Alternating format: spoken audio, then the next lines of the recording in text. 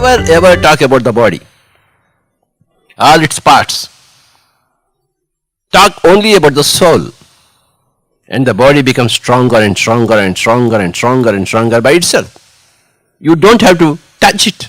We don't touch our shadows. The body is only a shadow. Where you move, the shadow moves. And you are a soul. So where the soul moves, the body moves. The soul is dirty, the body becomes dirty. The soul is diseased, the body reflects it as cancer. Body is a mirror image of the soul. You don't treat the mirror image, isn't it? You don't give injections to mirror image, right? The body is only a mirror image. When you understand that, you have understood properly. Come out of your body consciousness.